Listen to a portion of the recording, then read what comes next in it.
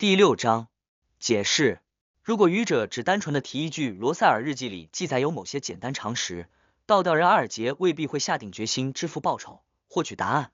这一方面是因为简单这个描述很摧毁好奇心，另一方面则由于他总是戒备着和愚者的交换，这会让他想起与邪神恶魔做交易的那些例子。可现在他知道了所谓简单常识的内容，对此产生了强烈的兴趣，却无法理解其中的部分描述，更别说联系实际，深刻把握。于是难以遏制却又绝对恭敬地问道：愚者先生，您希望得到什么样的报酬？正义奥黛丽幅度很小但频率很高地点头，表示这也是他想问的事情。太阳戴里克虽然依旧保持着沉默，没有多余的身体语言，但不自觉间望向愚者的目光却说明了一切。正等着类似回应的克莱恩微笑道：密修会相关的情报。密修会。倒吊人阿尔杰低声自语了一句，他对这个名词并不陌生，他曾经收取报酬，为正义小姐讲解过诸多隐秘组织的事情，其中就包括密修会。奥黛丽和戴里克都下意识皱起了眉头，一个是因为对密修会的了解仅限于倒吊人讲述过的那些，一个则是由于听都没听说过这个组织。太阳的感受，克莱恩早就有所预料，并不意外，在他的推测里，白银城所在的区域成为神器之地，应该是在第一块亵渎石板出世后到第2块亵渎石板出世前，属于第3纪元的某个阶段，甚至可能就是大灾变的直接诱因或者说表现。而查拉图家族在第4纪才登上历史的舞台，创造密修会更是第4纪后半段的事情，两者根本不存在重合的可能。如果太阳知晓密修会，克莱恩反倒会吓一跳，不得不推翻某些猜测，重构对白银之城、对神器之地、对查拉图家族的认知。沉默了10几秒，倒吊人阿尔杰望向灰雾里的愚者，斟酌着开口道：我会接受这个委托，为您搜集和探查密修会有关的事情，您可以提前支付报酬吗？因为疑似神灵的存在对一个古老而隐秘的组织感兴趣，并不是什么让人奇怪的事情。阿尔杰对此没有一点疑惑，而更加重要的是，经过多次的聚会，他在心里渐渐有了个猜测，那就是愚者先生的状态并不完美，他也许正处于一定的困境中，他做的各种尝试和他那些眷者们于南北大陆的行动，都是为了让他摆脱束缚，不再受限。这甚至可能牵涉到第4纪之后七神不再降临现实世界的大秘密。阿尔杰想法一闪，又有些战栗，感觉自身进入了神灵的领域。听见倒吊人的请求，克莱恩后靠住椅背，轻轻颔首道：没有问题，如果你搜集到的情报超过了答案的价值，我会额外再补偿你。至于什么情况算超过了答案的价值，当然由尊敬的愚者先生决定，他有能力支付额外的报酬就算，没有能力就不算。克莱恩在心里默默补了一句。正义奥黛丽顿时眼睛一亮，举了下手道：我希望加入这个交易。克莱恩笑笑道：可以坦白的讲，他主要的目标其实就是正义小姐，因为对方是贝克兰德的地头蛇，而且也混入了好几个非凡者圈子，在希望之地的消息灵通程度超过了出至首都的他，超过了长期活跃在海上的倒吊人。根据之前占卜得到的启示，克莱恩认为密修会的线索将出现于贝克兰德，而不是其他什么地方。太阳戴里克默默听着，想了下道：我愿意用之前积累的补偿换取答案。在之前那场3方交易里，他用序列8的读心者配方只换到序列9的歌颂者配方，克莱恩承诺会给他补偿，而他当时的选择是积累下来，为后续的魔药配方和主要材料做准备。克莱恩点了下头，说出了早就准备好的解释。所谓的相近序列，就是指在高序列可以互相替换的几条途径。我举一个例子，死神途径的序列5看门人，不仅仅可以正常晋升，还可以选择巨人途径，也就是战神途径的序列4猎魔者，这不会带来失控的危险，也不会积累疯狂。和服实错魔药并不等同，当然，如果不是相近的序列，半疯是最好的结果，可以互换。正义奥黛丽脱口而出，又惊讶又喜悦。他惊讶的是，序列途径并不是完全被固定，并不是只能沿着原来的道路走下去，并不是想要更换就必须付出半疯和从此无法再晋升的代价。在22条神之途径里，存在特殊的情况，存在相近的序列。而他喜悦的则是，自己以后又有挑选的机会了，就和在飞利浦百货商店挑选感兴趣的商品一样，那是一种美好的体验。原来是这样，阿尔杰无声自语，觉得自己一下想明白了很多事情，解开了之前个人经历里累积的许多疑惑。这个消息真是太有价值了，不愧是愚者先生，所谓简单的常识，都足以让大部分中低序列的非凡者震惊失态，受益不浅。他暗自感慨了一句。太阳戴里克略有点失望，因为他根本不打算更换序列，他要成为照亮黑暗、驱除诅咒的太阳。不过，他很快就借此回忆起了白银之城的一件往事。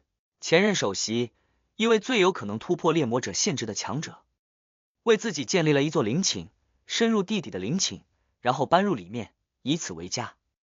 在之后，他越来越少出现，直至陵寝大门再也无法被打开。当时白银之城的民众们都认为那位首席在晋升时出了问题，变成了疯子，接近于失控，最终自己解决了自己。如今结合愚者的描述，太阳忽然想到了另一个可能，那位首席也许是在尝试往相近的序列晋升。他于探索黑暗深处的某次经历里获得了死神途径的相应配方，而陵寝可能是特殊的要求，但最后他还是失败了。但为什么没有变成怪物？他在那黑暗的陵寝里究竟遭遇了什么事情？白银城没有猎魔者之后的序列魔药配方。想法分成间，戴里克突然被正义小姐故作矜持的声音惊醒。愚者先生，我想问，观众途径可以和哪几条途径在高序列互换？序列4猎魔者，听起来很不错啊，这很适合我，很适合正义。奥黛丽非常欣赏自己知道的第一个高序列名称，我也想知道。对于正义小姐的问题，克莱恩很想这么回答一句。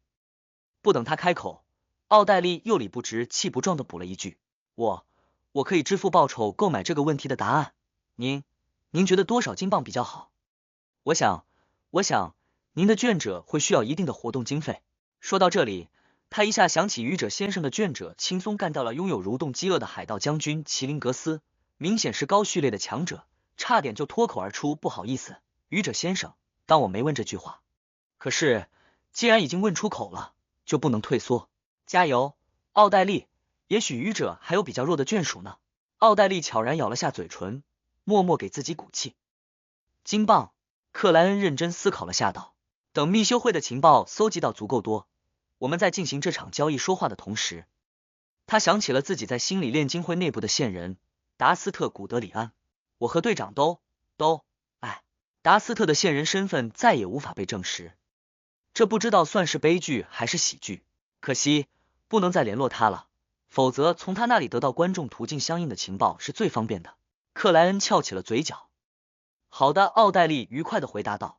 两人的交谈让试图问差不多问题的倒吊人闭上了嘴巴，等待着足够多的密修会情报被搜集到。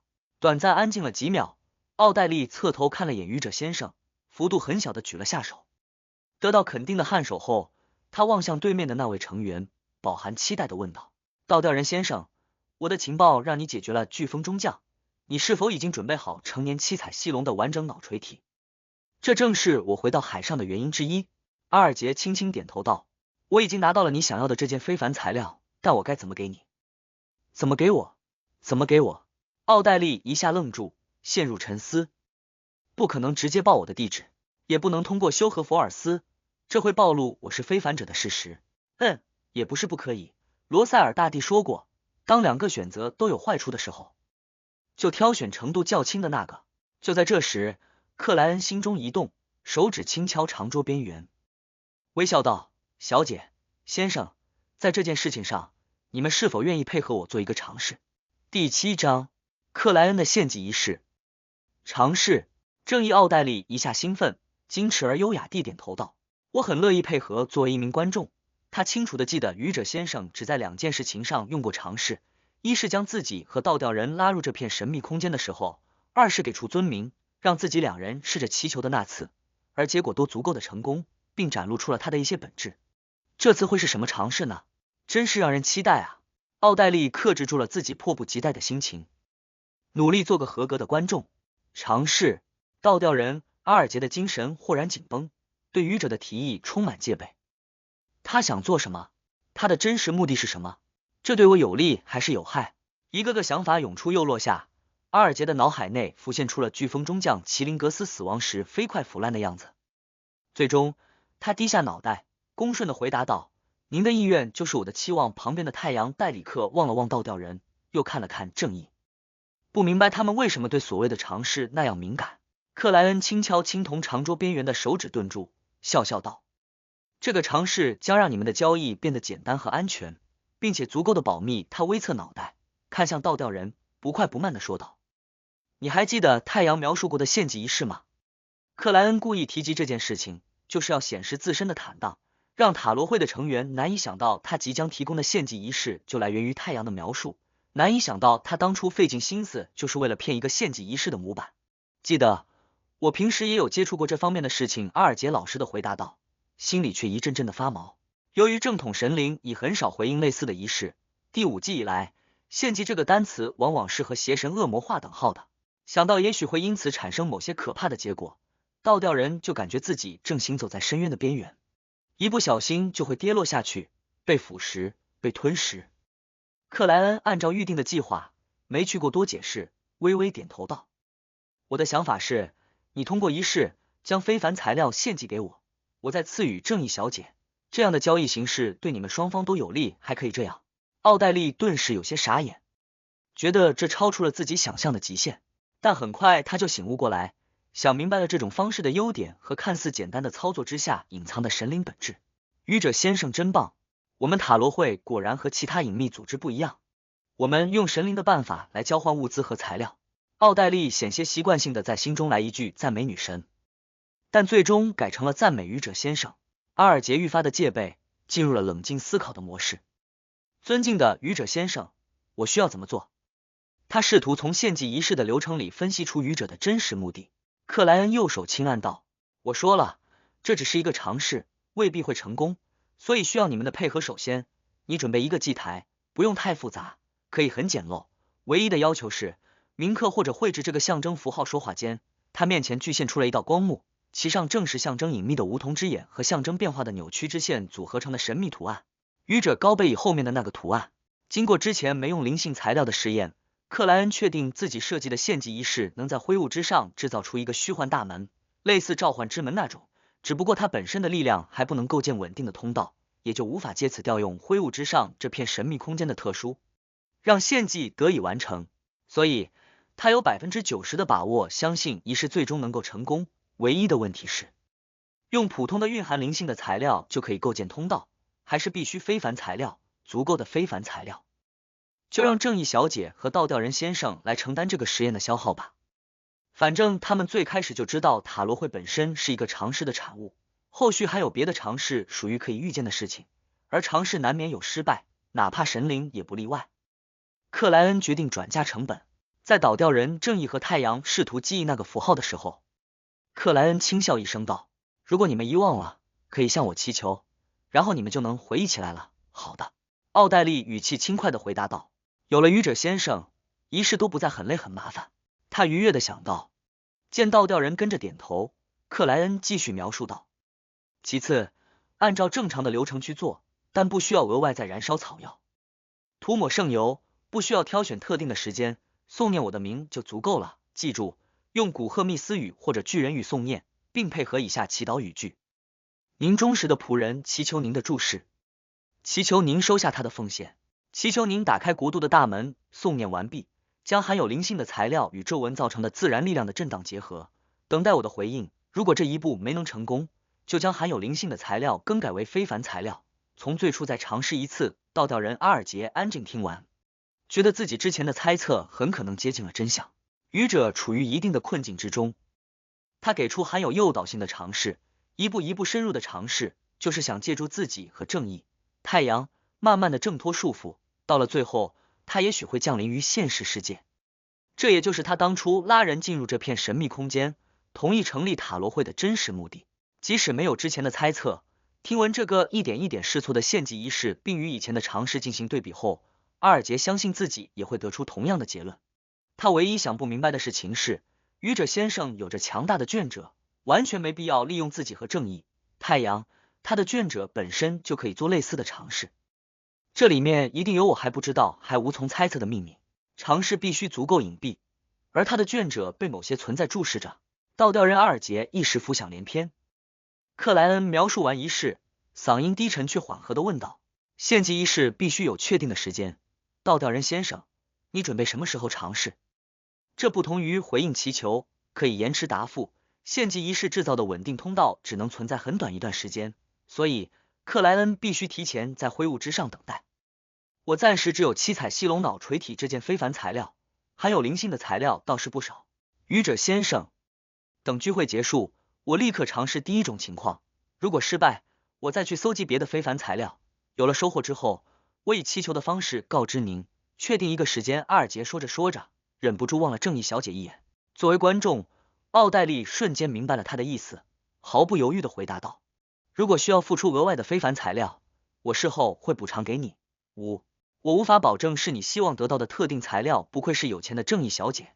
青铜长桌上手的愚者克莱恩忍不住感叹了一句，低笑开口道：交易达成。他望向正义，想了想道：等倒吊人先生的尝试成功，我再将请求赐予的仪式告诉你。好的。奥黛丽对愚者先生的能力非常有信心。回答完毕，他突发奇想，觉得金钱的交换似乎也能通过这种办法。当然，前提是尝试成功。不知道不具备灵性的物品行不行？等尝试成功，我再问一下愚者先生。奥黛丽嘴角微勾的想着未来的美好场景。见献祭与赐予的话题已告一段落，他斟酌了几秒，再次开口道：愚者先生，我发现了2位适合我们塔罗会的女士，她们都是非凡者，在贝克兰德有各自的圈子和资源，而且足够的守密，有不错的性格。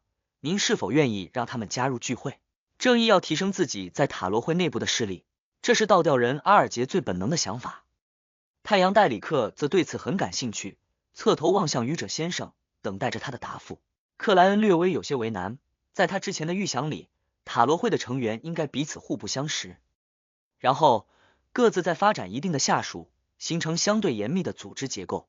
这样一来，即使有某位成员暴露、被抓捕、被通灵，也不会对塔罗会造成太大影响。但是正义小姐刚才的描述恰巧命中了她的弱点，她正希望认识在贝克兰德有着不同圈子和资源的非凡者，以此寻找密修会和兰尔乌斯的线索。通过正义来做，对方终究会有所保留，但是我并不清楚，仅靠诵念我的名，是否可以让我将他们拉入灰雾之上。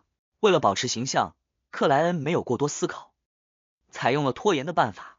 他平缓说道：这需要一定的考察。正义小姐，你用隐蔽的、不暴露自身的方式让他们知晓我的名，并对此产生兴趣。奥黛丽见自己的提议接近被采纳，当即兴奋地回应道：是，愚者先生。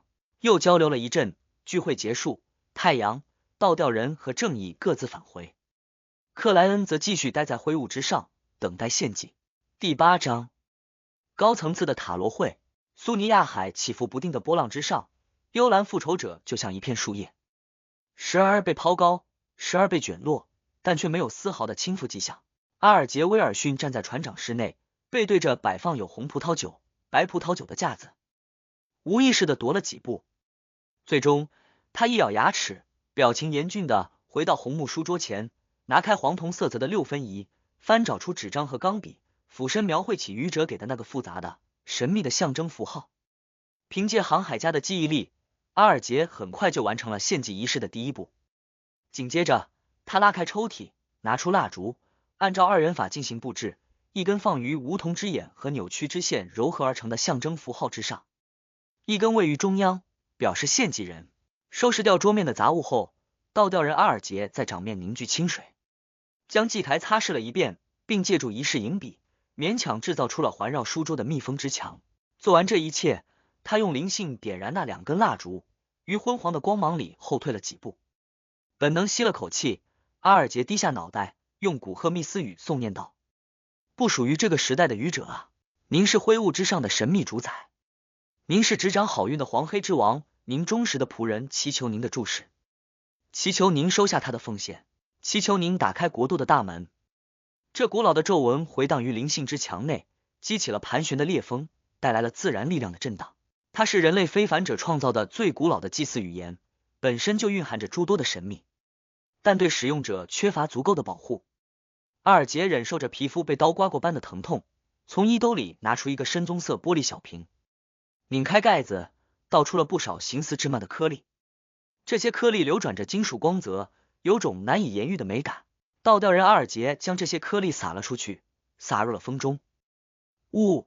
狂风愈发激荡，却不再酷烈，分别染上了银白和深黑两种颜色，不断碰撞，不断融合之间，这不同颜色的两种风投入了象征愚者的那朵烛火，膨胀撕扯出了一扇正常大小的虚幻之门。它表面铭刻的符号正是阿尔杰刚才描绘的那个。此时此刻，灰雾之上的克莱恩正目睹着高贝以后方出现他之前见过的朦胧大门，并感受到灵性的力量在一波波荡开，刺激这片神秘空间。好像可以，克莱恩呼声预感，当即蔓延出本身的灵性，加入了震荡与刺激。哐当，不够真实的声音里，那扇朦胧的大门缓缓开启了。船长室内的阿尔杰突然看见由风和光构成的虚幻之门敞开了，后方是深沉的黑暗，是无数难以描述的近乎无形的影子，是一道道包含着庞大知识的明净光华，是位于他们之上的浓郁灰雾，是一座俯视着现实世界的古老宫殿。这样的场景里，阿尔杰控制不住自身的开始站立，那是深刻的畏惧，那是莫名的激动。他忙拿起早就准备好的七彩犀龙脑锤体，以双手持握脑袋低垂的姿态，将这件不断变化着色泽的、表面柔软有丘壑感的巴掌大小事物递到了那扇虚幻之门前。豁然冒出又瞬间消失的吸力里，阿尔杰双手变轻，失去了七彩犀龙脑锤体带来的微刺感。他不敢抬头，直到耳畔响起了愚者不断荡开的低沉嗓音。做得很好，这是我的荣幸，阿尔杰毫不犹豫地回答道。他再次望向前方，只见虚幻的大门消失了，烈风停止了，烛火也恢复原状了。按照正常的流程，熄灭蜡烛结束仪式后，倒吊人阿尔杰表情复杂地坐了下去，无声自语道：最开始只能拉人进入灰雾之上的世界，过了一阵可以倾听祈求并做出回应，现在则能接受献祭进行赐予。愚者先生一步一步地摆脱着困境，一点一点地深入着现实世界。这个猜测，这个结论让阿尔杰又害怕又担忧，又有点庆幸般的期待。至少我是塔罗会的成员，最早的成员。他叹息般吐了口气。灰雾之上的恢宏宫殿里，克莱恩正把玩着七彩犀龙的脑锤体，脸上被映照出了各种颜色，不断交替的颜色。微刺微麻的触觉从手掌传来，强烈的成就感充斥于他的心头，让他露出了一抹真实的微笑。以后塔罗会将更加神奇。感慨了一句，克莱恩延伸出灵性，将自身的意念传递给象征正义小姐的那颗深红星辰。回到卧室后，奥黛丽再也无法安静地坐于床边，她时而翻看一下枕旁的书籍，时而目光不够专注地审视一眼镜中的自己。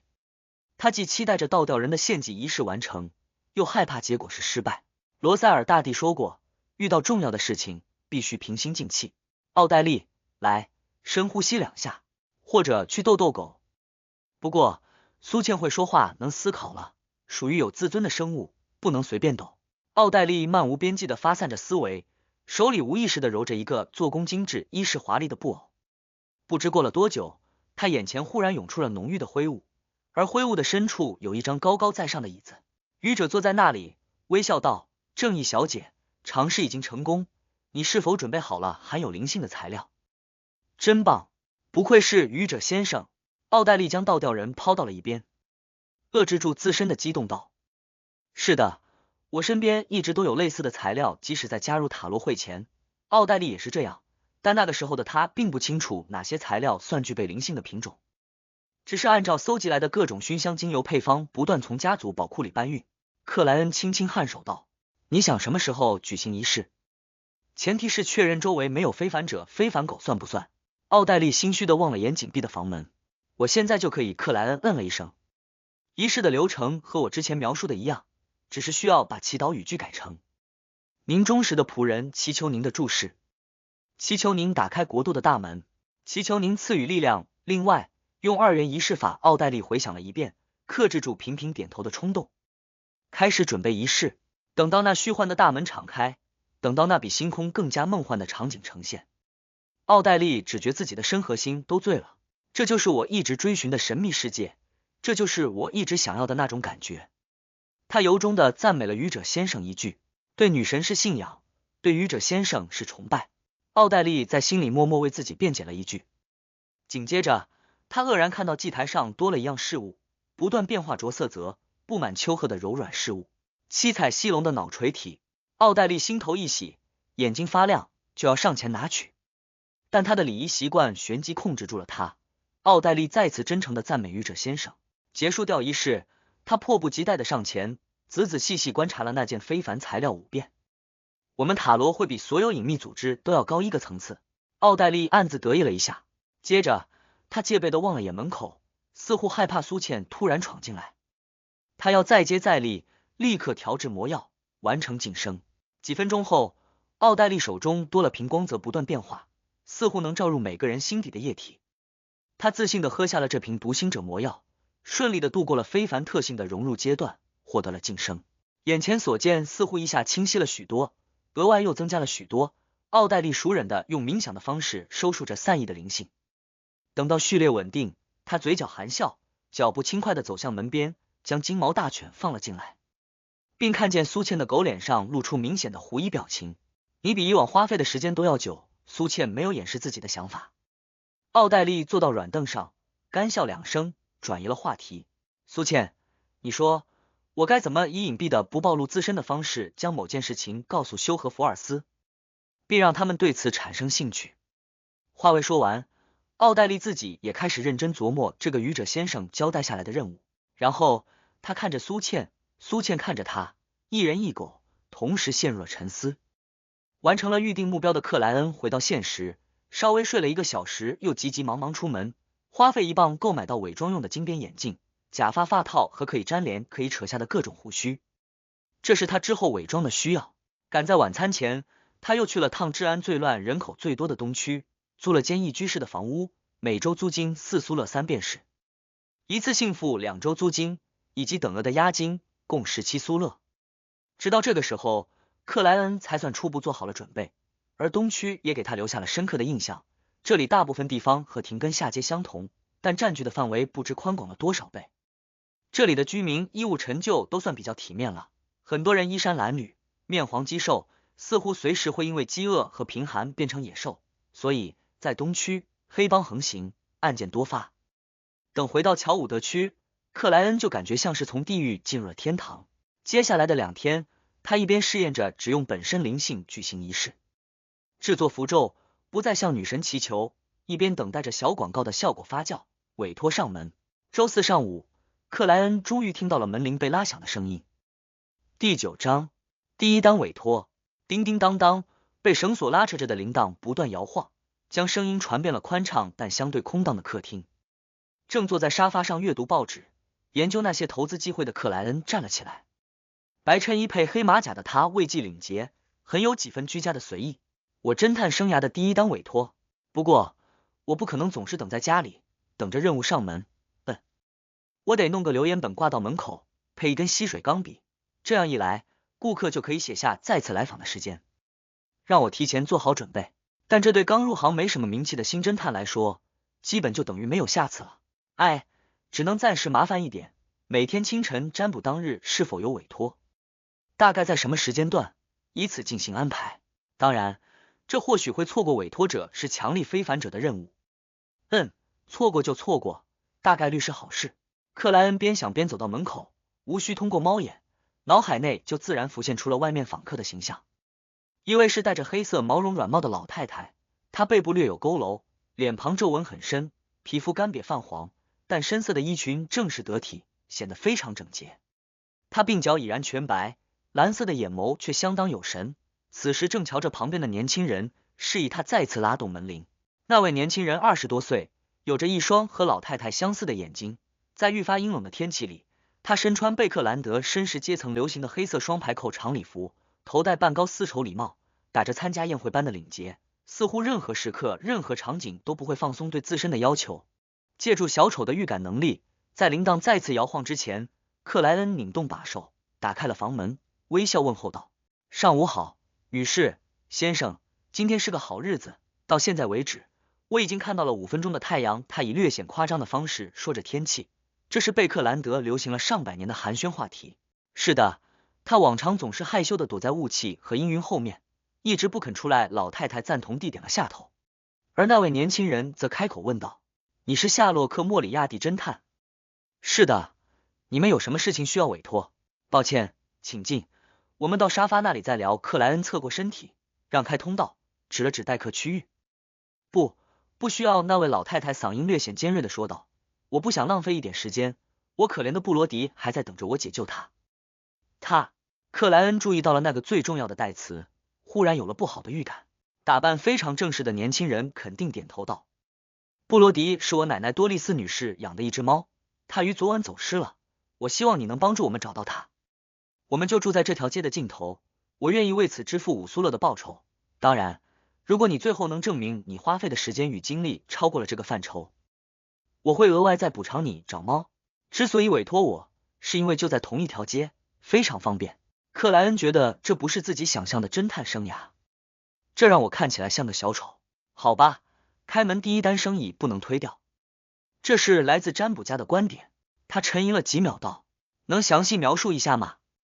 老太太多丽丝抢在那位年轻人开口前说道，布罗迪是只可爱的活泼的黑猫，它非常健康，有一双漂亮的绿眼睛，最喜欢吃煮熟的鸡胸肉。雨神啊，他昨晚就那样出走了，不，他一定是迷路了。我在他的碗里放了许多鸡胸肉，他都不愿意回来再看一眼。克莱恩嘴角上翘道，我很满意你的描述，多丽丝太太，我接受这个委托。好的，现在就去你们的家。我需要寻找线索，发现痕迹。你们应该很清楚，推理的核心在于细节。多丽丝太太没有征询他孙子的意见，当即点头道，你是我见过最有行动力的侦探。成交。克莱恩穿上外套，戴好帽子，拿起手杖，跟着多丽丝女士和她的孙子来到街上。和廷根不同，贝克兰德很多区的道路都重新用水泥或沥青修筑过，即使遭遇下雨的天气，也不会那么泥泞。趁着老太太快步在前面领路的机会，他的孙子凑到克莱恩身边，压低嗓音道，我希望你能尽最大的努力寻找布罗迪。自从我的爷爷和父母相继过世，他就成为了我奶奶生活的支柱之一。布罗迪走失后，我奶奶的精神都出现了问题，甚至产生了幻听，总是告诉我他听见可怜的布罗迪在惨叫。克莱恩郑重颔首道，我会尽力的。对了，还不知道怎么称呼你。于尔根库珀，一位高级事务律师。那位年轻人回答道。很快，他们来到明斯克街58号，进入了色调灰暗的房屋。这就是布罗迪的碗，这是他最喜欢的箱子，他总是在这里面睡觉。多丽丝满是皱纹的脸庞充斥着担忧和期待两种情绪。克莱恩蹲了下去，从箱子里找出好几根黑色的猫毛，他直起身体，用捏着猫毛的手握住了相迎的手杖。克莱恩眼眸转身，假装四下观察，口中默默诵念起占卜语句。他的手悄然离开了杖头，但又没完全脱离，让于尔根和多丽丝都无法注意到手杖正自行屹立的事实。紧接着，那根黑色的相迎手杖往侧前方一斜，倾倒的速度很慢，幅度很小。克莱恩再次握住杖头，看着那个方向，仔细观察了10几秒，然后他迈开步伐走了过去，来到一个陈旧的橱柜前。有发现布罗迪出走的痕迹吗？于尔根关切地问了一句。老太太多丽丝亦在等待答案。克莱恩没有答话，半蹲下来，拉开了橱柜最底层的门。嗷呜！一只黑猫从里面窜了出来，尾巴翘得老高的奔向他的碗。布罗迪，你什么时候钻进橱柜的？你怎么会被关在橱柜里？多丽丝太太又惊喜又困惑地喊道。于尔根愕然侧头，望了克莱恩一眼。你怎么知道他在橱柜里？克莱恩笑了笑，低沉回答道，这就是推理。收获了多丽丝太太和于尔根律师友谊，收获了5苏勒报酬的克莱恩，在阴暗的天色里，往着自己租住的明斯克街15号返回。还未靠近，他就看见有道身影在自己的门口徘徊。又有新的生意。克莱恩凝目望去，只见来客身穿不合年龄的老旧大衣，头戴圆顶帽子，是个15、16岁的男孩。克莱恩一下认出对方是自己刚来贝克兰德那天于蒸汽地铁上遇到的那个被人追赶的大男孩。他当时表现出来的成熟和冷静让克莱恩留下了相当深刻的印象。会有什么事情委托？咕哝一句，克莱恩走了过去，微笑道，请问你是来找我的吗？那个大男孩吓了一跳，慌忙转身，鲜红的眼眸里有掩饰不住的恐惧。他定了定神，迟疑着开口道，你是夏洛克·莫里亚蒂侦探？是的。克莱恩环顾左右道，有什么事情？我们进去再说。好的。大男孩没有拒绝。进了屋，克莱恩没有脱掉外套，只是取下帽子，放好了手杖。他领着大男孩来到待客区域，指着长条沙发道：“请坐，我该怎么称呼你？你有什么事情想要委托？你可以称呼我伊恩。”大男孩四下审视了一遍，沉默了好几秒道：“我之前受雇于另外一位侦探泽瑞尔·维克托里先生，帮助他搜集一些消息和情报。”克莱恩坐了下去，双手交握道：“你的委托和你的前任雇主有关。”伊恩郑重点头。我前几天忽然发现自己被人跟踪，不怀好意的跟踪，于是想了个办法甩掉了他们。我想莫里亚蒂先生你应该目睹了这一幕，我一看到你就认出你是当天在地铁上打量了我好几眼的先生。这份观察力不比观众差多少啊？难道是天生具备特殊的类型，或者说就是非凡者？克莱恩开启灵视，看了伊恩几眼，没发现什么古怪的地方。他点了下头，坦然回答道：“你的应对让我印象深刻。”伊恩没纠结这件事情，继续说道：“我怀疑我的遭遇与泽瑞尔先生有关，于是去他的住处拜访他，发现那里看似正常，但很多暗藏的提示有人潜入的小机关都被触动了。从那天开始，我就再也没见过泽瑞尔先生。我怀疑他出事了，我试图报警，但他失踪的天数还没有达到要求。我尝试着向认识的其他侦探求助，可他们都回绝了我，理由是他们刚见过泽瑞尔先生，在一场同行的聚会上。这让我非常惊讶，因为我用约定的办法联络泽瑞尔先生，却没有获得一点回应。我依然坚持我的判断，打算请泽瑞尔先生不认识的侦探帮忙。这样一来，我也不认识，不知道该找谁，只能通过报纸了解。于是找到了你，夏洛克·莫里亚蒂先生。第10章3件事情。克莱恩仔细听完，反问了一句：“所以你怀疑那些侦探们见到的泽瑞尔是别人伪装的？”伊恩拿着自己棕色的圆顶帽子，早有思考般回答道：“这是一个可能，但我认为它的难度太高了，高到需要承受极大的风险。聚会是在晚上，灯光确实不算明亮，可参与的人大部分是侦探，有着敏锐观察力的侦探。仅靠假发、胡须、化妆品等很难瞒过他们的眼睛，或许某种非凡能力可以办到，就像蠕动的饥饿所具备的那样。”克莱恩刚才的问题有个小小的陷阱，想从大男孩伊恩回答的内容、脸庞的表情和肢体的语言里判断他是否接触过非凡者，是否对神秘领域有一定的了解。初步的答案是没有。伊恩见莫里亚蒂侦探微微点头，赞同自己的推理，于是继续说道：“我相信那些侦探们见到的就是泽瑞尔先生，只不过他并不自由，处于别人的严密控制下，无法传递出求救的信息。他之所以不回应我的联络，就是为了让我警觉，让我找人帮忙解救他。”合理的解释。克莱恩松开交握的手，往后坐了一点，让自己看起来更放松，更让人有信心。伊恩沉默了10几秒，略显郑重的开口道：“我想委托你调查泽瑞尔先生，确认他目前的状况，只需要确认考虑到对方是替侦探搜集情报和消息的半专业人士。”克莱恩有心结交，笑笑道：“那你打算支付多少报酬？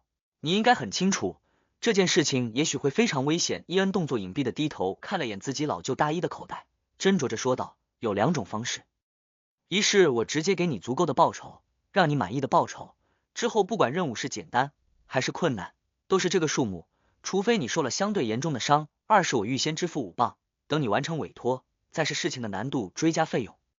但这容易造成纠纷，即使有合同约定。”克莱恩装出思考的样子，过了接近30秒才低沉说道：“或许可以这样，你预先支付5磅，等任务结束再帮我做3件事情。放心，不会是有什么难度的事情，都在你的能力范围内，并且不会让你感觉太为难，这可以在合同里约定。”伊恩皱了下眉头，旋即站了起来，前倾身体，伸出右手道：“好的。”克莱恩与他虚握了一下，从茶几上抽出一份他早就准备好的制式合同，拿起原副钢笔，将刚才谈好的细节全部添加入内，并按了确认的指印。签署好合同后，他给了大男孩伊恩一叠白纸，看着对方书写泽瑞尔侦探相关的信息。过了一阵，他边翻着这些资料，边随口问道：“如果有紧急情况，或者确认好了泽瑞尔的状况，我该怎么联络你？”